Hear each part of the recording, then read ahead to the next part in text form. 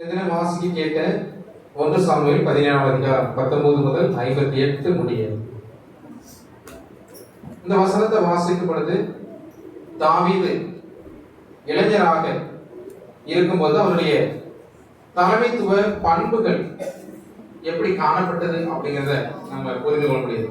அவர் எப்படி அந்த சின்ன வயசுல எப்படி ஒரு லீடர்ஷிப்பை வழிநடத்தினார், எப்படி லீடர்ஷிப்பை கொண்டு போனார் அப்படிங்கிறது ரொம்பவே ஆச்சரியமான ஒரு காரியம்.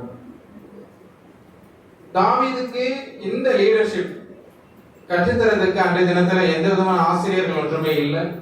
அந்த காலத்துல அப்படி லீடர்ஷிப்பை சொல்லிக் கொடுக்க யாருமே இல்லை, அப்படிதானே? அப்ப அதை பத்தி படித்து தெரிந்து கொள்வதற்கு எந்த விதமான புக்ஸ் இல்லை, மொபைல் இல்லை, எந்த விதமான டெக்னாலஜிஸ் இல்லை. அப்ப இப்படி இருக்கும்போது ஆடு மேய்த்து கொண்டிருந்த தாவீதுக்கு தலைமைத்துவ, அதாவது லீடர்ஷிப், அந்த குவாலிட்டிஸ் என்ன தெரியும் அப்படிங்கறதுதான் ஃபர்ஸ்ட் क्वेश्चन. ஆனா தேவனுடைய ஆசீர்வாதங்களை, தேவனுடைய கிருபைகளை பெற்றுக்கொண்ட தாவீதுக்கு இருந்ததால அவர் அந்த இளமை பிராயத்திலே, இளமை பருவத்திலேயே அவர் தன்னுடைய லீடர்ஷிப் குவாலிட்டிஸை வெளிப்படுத்தினார்.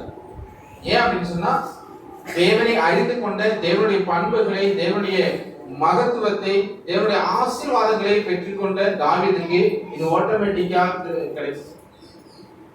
அதனால இந்த வாலிப தாவீதுடைய வாழ்க்கையில அநேக பாடங்களை நம்ம கற்றுக்கொள்ள முடியும். இந்த தாவீது நமக்கு பெரிய பெரிய பாடங்களை நமக்கு கற்றுத்தரார். குறிப்பா சொல்லணும்னா லீடர்ஷிப்பை பத்தி தான். இந்த ஒரு இளமை பருவத்திலேயே லீடர்ஷிப் எப்படி இருந்துச்சு அப்படிங்கிறதான். கோலியாத்து கூட மோதும் போது எப்படி அந்த லீடர்ஷிப் குவாலிட்டிஸை வெளிப்படுத்தினார் அப்படிங்கிறது தான் ரொம்பவே முக்கியமான அம்சமாக இருக்கு. அவருடைய ஸ்பிரிச்சுவல் லைஃப் எப்படி இருந்துருந்துச்சுன்னா, அவ்வளோ பெரிய ஒரு நபரை வீழ்த்த அவரால் முடிஞ்சது. அவருடைய பார்வை, அவருடைய அணுகுமுறை, அவருடைய உள்ளுணர்வு, அவருடைய பகுப்பாய்வு, அவருடைய தரிசனம், அவருடைய அனுபவம், அவருடைய மனப்பான்மை எல்லாமே பிறரிடத்திலிருந்து முற்றிலுமாக வேறுபட்டதாக காணப்படுது. இதான் இந்த அதிகாரத்தில் சொல்லப்படுது. இந்த 17வது அதிகாரத்தில் இங்க 22 முதல் 27 வரை உள்ள வசனத்தை வாசிக்கும் பொழுது அது தாவீதினுடைய கண்ணோட்டத்தில் இருக்கக்கூடிய, தாவீதின் கண்ணோட்டத்தில் ஒரு வேறுபாடை இதில் பார்க்க முடியும். 17ஆம் அதிகாரத்தில் சவுல் மன்னர் தலைமையில இஸ்ரேல் மக்களுக்கு ஒரு பள்ளத்தாக்கில் பெலிஸ்தரை எதிர்த்து போரிட நிற்கிறாங்க. அப்போ பெலிஸ்தரிடத்திலிருந்து கோலியாத் அப்படிங்கக்கூடிய ஒரு ராட்சத உடலமைப்பு கொண்ட ஒரு வீரன் நிற்கிறார். ரொம்ப அஜான் பாபாயா, ரொம்ப பலசாலியாக நிற்கிறார். அஜான் பாபா அவங்க வார்த்தை ரொம்ப பலசாலியாக இருக்கக்கூடிய ஒரு, ரொம்ப பார்க்க ஒரு பயம் வரும் அந்த அளவுக்கு இருக்கக்கூடிய ஒரு நபர். ரொம்ப ஹைட், ரொம்ப உடல்ல பயங்கரமா இருக்குது. சொல்லப்போனா ரெஸ்லிங்ல சொல்லக்கூடிய நம்ம அண்டர்டேக்கர் சொல்லலாம். அந்த மாதிரி அண்டர்டேக்கர் பார்த்தா ரெஸ்லிங்ல சின்ன வயசுல பயப்படும். அந்த மாதிரியான ஒரு உடல் அமைப்போடு கூட ஒரு பயமுறுத்தக்கூடிய உருவத்தோடு கூட நிற்கிறார். அப்ப இஸ்ரேல் ஜனத்திற்கு சவால் விடக்கூடிய வண்ணமாக இந்த ஒரு நபர் நிற்கிறார். நிக்கிறது மட்டும் இல்ல, அங்க சவுண்ட் போடுறாரு. அப்போ ரொம்ப சவுண்ட் போட்டுக்கிட்டு என்ன செய்யறாருன்னா, யாரை நீ தோற்கடிக்க முடியுங்கிற மாதிரி பயங்கரமா சவுண்ட் போட்டுக்கிட்டு நிக்கிறாரு. இந்த சிங்கத்தை நம்ம தனியா விடும்போது கர்ஜித்துக்கிட்டு இருக்கோம், அது மாதிரி இவர் நிக்கிறாரு. இங்க தன்னுடைய சகோதரனுக்கு உணவு கொடுத்து நலம் விசாரிக்க வந்த தாவீது அப்படிங்கிறதான ஒரு இளைஞன். தாவீது அப்படிங்கிறதான ஒரு இளைஞன் என்ன செய்யறாங்க, தன்னுடைய தகப்பனால் அனுப்பப்பட்டார். தகப்பன் என்ன செய்யறாரு, நீ போய் இந்த ஃபுட்டு கொடுத்துட்டு வா, சாப்பாடு கொடுத்துட்டு வா அப்படிங்கிறதான், உணவு கொடுத்துட்டு வா அப்படிங்கிறது. அப்ப கோலியாத்தை பார்க்கிறதுக்கு, அவருடைய சவாலை கேட்பதற்கு தாவீதுக்கு ஒரு நல்ல ஒரு வாய்ப்பு இங்க பார்க்கும் பொழுது இந்த ஒரு வாய்ப்பு கிடைக்குது, இந்த இதெல்லாம் பார்க்கிறது. அப்போ பிறர் கோலியாத்தை பார்த்த பார்வைக்கும் தாவீது கோலியாத்தை பார்த்த பார்வைக்கும் வேறுபாடு இருக்கு. இஸ்ரேல் மக்கள் கோலியாத்தை பிரம்மாண்டமான உருவமுடைய உடையவர்களாக பார்த்தார். ஓகேவா? இஸ்ரவேல் மக்கள் எப்பவுமே அப்படிதான் போல. இதுக்கு முன்னாடி நம்ம ஒண்ணு இதே போல பார்த்து நம்ம சிந்திச்சிருக்கோம். ஞாபகம் இருக்குதா? கானான் தேசத்துக்குள்ளாக அனுப்பப்பட்டதுக்கு அப்புறம் என்ன செய்ய எத்தனை பேர் அனுப்புனாங்க வேலை பார்க்க? 12. சரி, எவ்வளவு பேருக்கு பயந்து இதே போல இந்த வார்த்தை சொன்னாங்க. அங்க உள்ளவங்க எல்லாம் பயங்கரமா இருக்கிறாங்க, அவங்கள எடுத்து நம்ம போராட முடியாது அப்படின்னு சொல்லி பின்வாங்கக்கூடிய தன்மையில இருந்தாங்க. அதே போலதான் இங்க இந்த போர் வீரர்கள் என்ன செய்றாங்க? அதே கண்டிஷன்ல தான் இருக்கிறாங்க. அதே போலதான் இஸ்ரேல் மக்கள் அப்பவும் இப்பவும் அதே வார்த்தை சொல்றாங்க. நம்மள மாதிரி நம்ம என்னதான் வேதத்தை நன்றாக அறிந்திருந்தாலும் சில வேளைகள்ல நம்ம பின்னோக்கி போகக்கூடிய ஒரு சிச்சுவேஷன் வருதுல்ல, அது மாதிரி. அப்போ இங்க என்ன செய்யறாருன்னா, எவராலும் வெல்ல முடியாத ஒரு அரக்கனை போல பார்த்தாங்க இந்த இஸ்ரேல் ஜனங்கள்.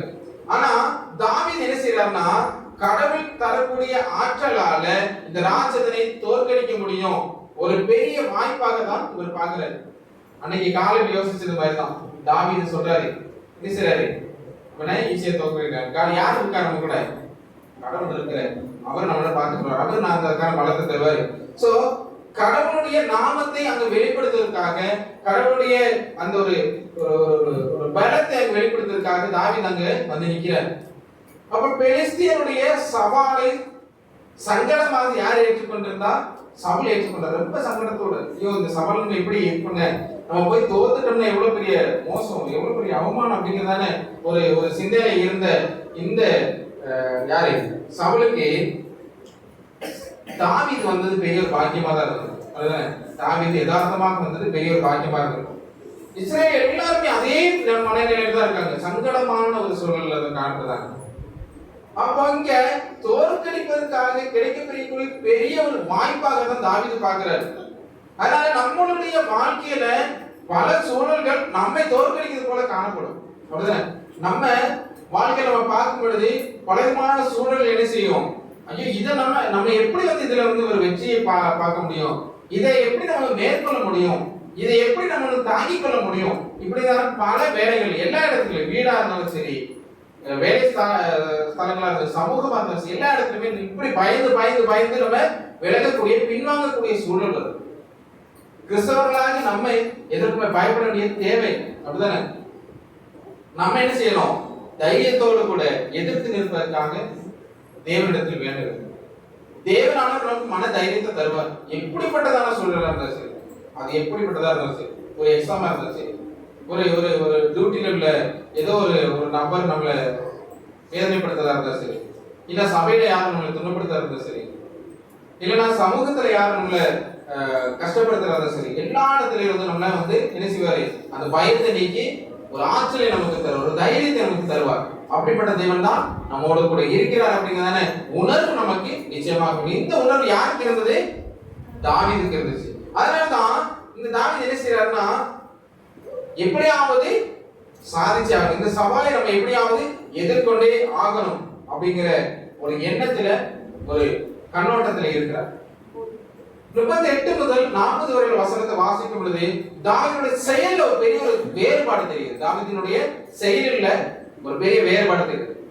பிறருடைய செயலுக்கும் தாவீதுடைய செயலுக்கும் பெரிய ஒரு டிஃபரன்ஸ் இருந்துச்சு. பிறருடைய செயலுக்கும் தாவீதுடைய செயலுக்கும் பெரிய ஒரு டிஃபரன்ஸ் இருந்துச்சு. சவுல் போர் வீரனுக்குரிய உடைய அந்த ஒரு ஆயுதத்தை எல்லாத்தையுமே என்ன செய்யறாரு? அணிந்து கோலியாத்தை போயிடுவதற்காக சொல்லுறாரு. தாவீது என்ன சொல்றாரு? சவுல் சொல்லும்போது தாவீது என்ன சொல்றாரு? கவிதா கதை வாசிச்சீங்க, சொல்லுங்க. கேட்டவங்க தான் தூங்கிட்டாங்க, நீங்களே சொல்லுங்க. வேண்டாங்கிறாரு, அப்படிதானே?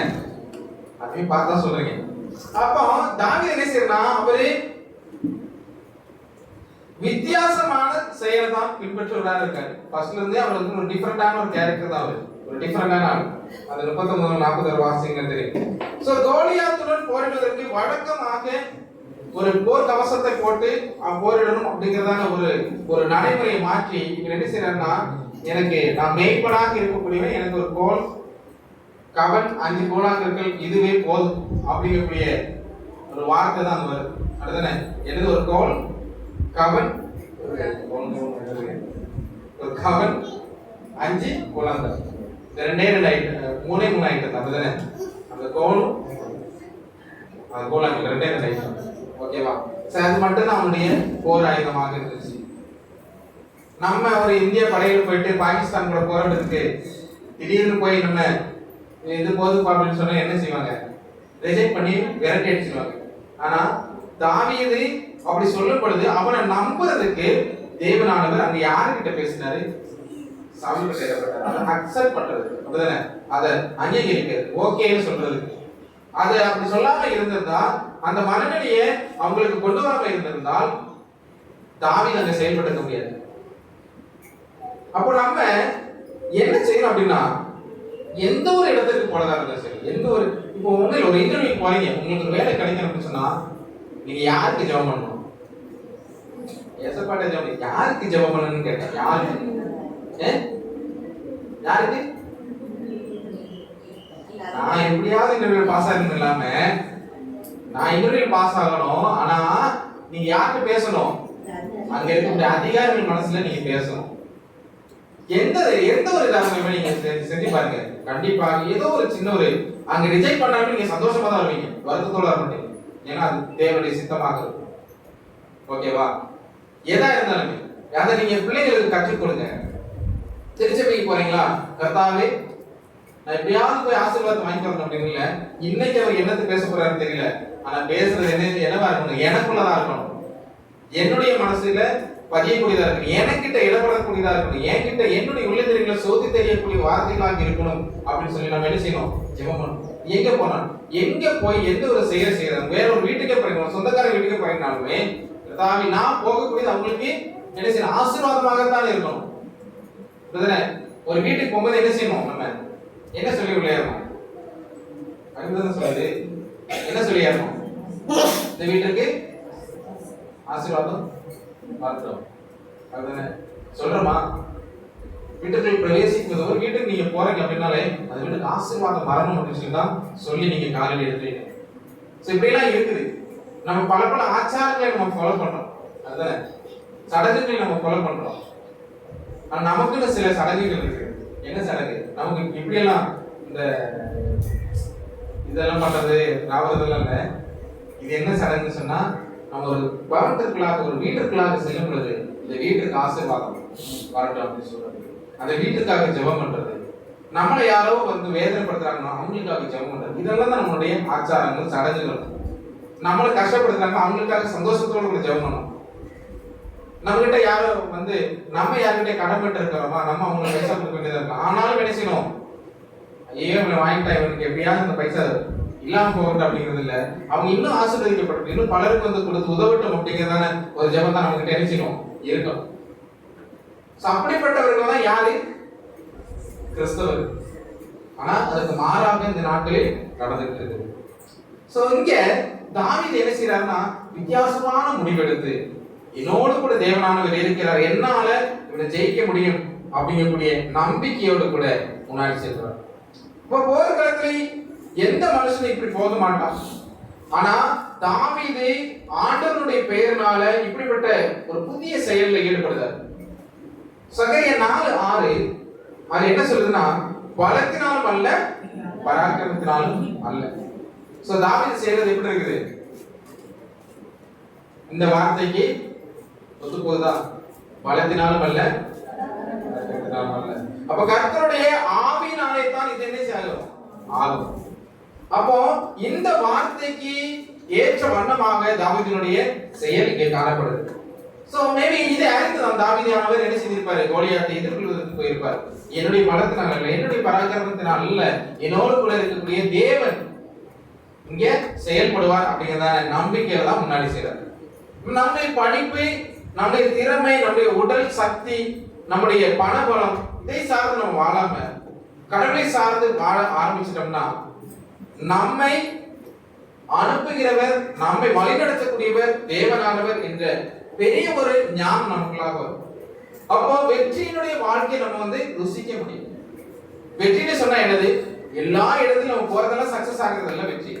சில இடத்துல தோல்வி வரும், அது நமக்கு ஏற்றது அல்ல அப்படின்னு தெரிய கேட்கிறோம்.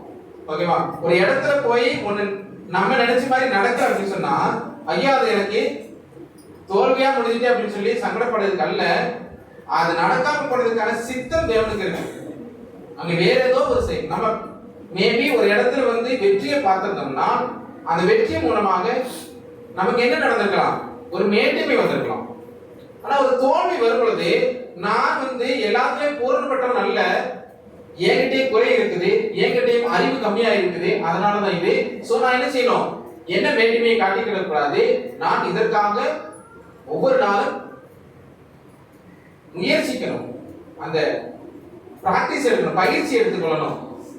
நான் என்னையே வந்துட்டு உயர்த்தி காட்டிக் கொள்ளக்கூடாது, தேவனை தான் உயர்த்துமே தவிர என்னை உயர்த்தக்கூடாது அப்படிங்கிறது சிந்தைக்குள்ளாக வரணும். எந்த ஒரு வெற்றியுமே நம்மளால் வரக்கூடியது அல்ல, எதுவுமே யாருனால வரக்கூடியது, தேவனால். சோ ஒரு வெற்றி வருதுன்னு சொன்னா நம்ம தேவனுக்கு தான் நன்றி சொல்லணும். அப்ப இங்க வெற்றியான வாழ்க்கை சொல்ல வேண்டும் என்றால் தேவனோடு கூட உள்ள பயணம் நிச்சயமாக தேவைப்படுகிறது. இப்போ இங்க அடுத்ததாக பார்த்தோம்னா தாவீதுடைய தரிசனத்தை பார்க்கக்கூடிய தாவீதுடைய தரிசனம், பிறருடைய தரிசனத்திற்கும் தாவீதுடைய தரிசனத்துக்கும் பெரிய ஒரு வேறுபாடு இருக்கு. பிறரின் தரிசனத்துக்கு தாவீதுடைய தரிசனத்துக்கும் சவுலின் தலைமையின் கீழே காணப்பட்ட இஸ்ரேலுக்கு வந்து போர்ல எப்படியாவது வெற்றியை கிடைச்சிடணும் அப்படிங்கிறத எதிர்பார்த்து எப்படியாவது ஏதாவது பண்ணியாவது ஏதோ மந்திரமாச்சு பண்ணி என்ன செஞ்சிடணும், நமக்கு வந்து ஒரு வெற்றி கிடைச்சிடணும் அப்படிங்கிறதான ஒரு சிந்தை அவங்களுக்கு இருந்துச்சு. அதுல தங்களுடைய பெயர் தன்னுடைய புகழ் அது மேலோங்கி காணப்படணும் அப்படின்னு சொல்லி இஸ்ரேல் ஜனங்கள் நினைச்சிருக்காங்க. அந்த எதிர்பார்ப்பு அவங்களுக்கு இருந்துச்சு. ஆனா தாவீதுக்கு என்னவா இருந்துச்சுன்னா இஸ்ரேல்ல கடவுள் இருக்கிறார் அப்படிங்கறத வந்து தெளிவுபடுத்தணும். இஸ்ரேல் என்ன செய்யறாரு, கடவுள் இருக்கிறாரு, அதுல அதுதான் உண்மை, இது உலகம் அறியணும் அப்படின்னு சொல்லி யார் நினைக்கிறா, தாவீது நினைக்கிறார். சோ அவரே வல்லமையும் பராக்கிரமும் எல்லா விதமான மேன்மை கொண்டவர் என்பதை இந்த ஜனங்கள் அறியணும் அப்படின்னு சொல்லி தாவீது நினைக்கிறார். சோ இதனால தான் தாவீது செய்றாரு. இப்படிப்பட்டதான ஒரு தொலைநோக்கு பார்வையோடு கூட தான் தாவீது செயல்படுறார். இதற்கு காரணம் என்னன்னா இவர் தரிசனமுடைய ஒரு தலைவராக இருப்பதா, தரிசனமுடைய ஒரு தலைவராக இருப்பதா, தன்னுடைய பெயர் அல்ல, தன்னுடைய புகழ் அல்ல, தன்னுடைய மேன்மை அல்ல, இது அனைத்துமே நாடாம என்ன செய்யறார், கர்த்தருடைய மேன்மையை மகிமைப்படணும், கர்த்தருடைய மேன்மை மட்டும்தான் புகழப்படணும் அப்படிங்கிறதான தரிசனத்தோடு கூட காணப்படுகிறார். இந்த நம்ம டபர்நேக்கல் இருக்குல்ல, டபர்நேக்கல் ஆசரிப்பு கூடாரம், ஆசரிப்பு கூடாரம் வந்து இஸ்ரேல் ஜனங்கள் என்ன செஞ்சாங்க, போற இடத்துக்கு எல்லாம் கொண்டு போனாங்க. தெரியுமா, தெரியுமில்ல, தெரியாத இருக்குங்க, போற இடத்துக்கு எல்லாம் கொண்டு போனாங்க. அந்த ஆசரிப்பு கூடாரம் என்னது, அந்த ஆசரிப்பு கூடாரம்னா கடவுள் அதுல இருக்கிறார் ஒரு நம்பிக்கை, கடவுள் அதுல தான் இருக்கு, அந்த ஆசரிப்பு கூடாரத்துல தான் இருக்கு. அந்த ஆசரிப்பு கூடாரத்தை எங்கெல்லாம் கொண்டு போறாங்களோ அங்கெல்லாம் இருப்பாங்க. அது ரொம்ப பயபக்தியா ரொம்ப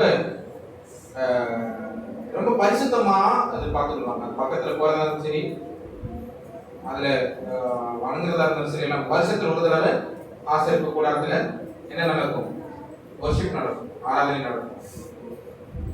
அப்ப எங்கெல்லாம் போறாங்களோ அங்கெல்லாம் என்ன நடக்குது, தேவனுடைய அந்த பிரசனம் காணப்படுன்னு சொல்றாங்க. சொல்லிதான் அதை கொண்டு போறது. நம்முடைய வாழ்க்கை ஒரு மூவ்மெண்ட்ல இருக்கணும். நம்ம எங்க போனாலும் யார் நம்ம கூட இருக்கணும், கடவுள் நம்ம கூட இருக்கணும், நம்ம கூடயே வரணும். அந்த ஜனங்கள் என்ன செஞ்சாங்க, ஒரு நம்பிக்கையில அதை தூக்கிட்டே போனாங்க. எங்கெல்லாம் போனாங்களோ அதை வந்து அப்படியே கொண்டு போய்கிட்டே இருந்தாங்க ஜனங்கள். நம்ம கிட்ட இதே போலதான் ஒரு நம்பிக்கை இருக்கும். எப்படின்னா நம்மளோடு நம்ம எதை சுமந்துக்கணும், நமக்கு சுமத்துக்கு எங்க இருக்குது, இங்க சுமந்துக்கணும். அப்படிதானே, இது என்னது, இருதயம், தேவனுடைய கூடாரம், அப்படிதானே, வாசஸ்தானம், தேவனுடைய வாசஸ்தானம், அப்படிதானே. நம்ம என்னைக்காச்சும் நினைச்சிருந்தா இயேசு கிறிஸ்துவோட வீடு எங்க இருக்கு தெரியுமா, தேவனானவருக்கு வீடு இருக்குதா, இல்ல, தேவனானவருடைய வீடு எங்க இருக்குது, நம்முடைய மனதில் தான் இருக்கு. அதை எப்படி வச்சுக்கணும், நம்ம பரிசுத்தமாக வைத்துக் கொள்ள வேண்டும். பரிசுத்தமாக வைத்துக் கொண்டால் மட்டும்தான் அவர் என்ன செய்ய முடியும், வாசம் பண்ண முடியும். பரிசுத்தமா வைக்கலன்னா என்ன செய்யாது, வாசம் பண்ண முடியாது. வாசம் பண்ணலாம் என்ன நடக்கும், நம்முடைய செயல் நம்முடைய வார்த்தைகள் எல்லாமே வந்து என்னவா இருக்கும், மோசமானதாக தான் இருக்கும். இங்க தாவீதுடைய உள்ளத்துல தாவீதுடைய வாழ்க்கையில தேவனானவர் காணப்படுறதால, தேவனானவர் குடிகொண்டதால என்ன நடக்குது, பெரிய ஒரு அற்புதம். என்ன செய்றாரு, அவர் கோலியாத்தை தோற்கடிக்கிறார்.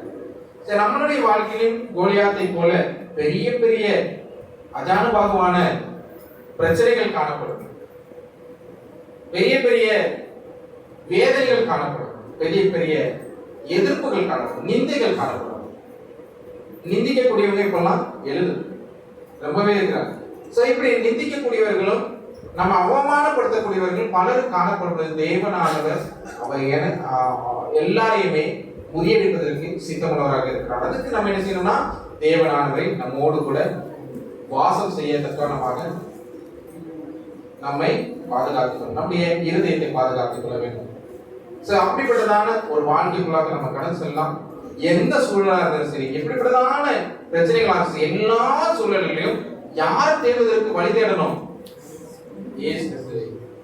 தேவனை, தேவனுடைய சாநித்தியத்தை, ஆத்மீகத்தை நாம் பெற்றுக்கொள்வதற்கு வழி தேடணும். அது எப்படிப்பட்டதான சூழலாக இருக்கட்டும். தாவீது பெரிய ஒரு சூழலாக இருக்கு, அவ்வளவு பெரிய படைகளை தோற்கடிக்க முடியாம பயந்து நிற்கும் போது ஒரே ஒரு தனிநபர் அவர் போய் தோற்கடிக்கிறார். சோ எல்லா சூழலிலும் தேவனானவர் செயல்படுவார் அப்படிங்கிற முழுமையான நம்பிக்கை நம்ம கிட்ட இருந்தால் மட்டும்தான் நம்ம அதுல ஜெயிக்க முடியும். அவங்க எழுதி நிற்கலாம்.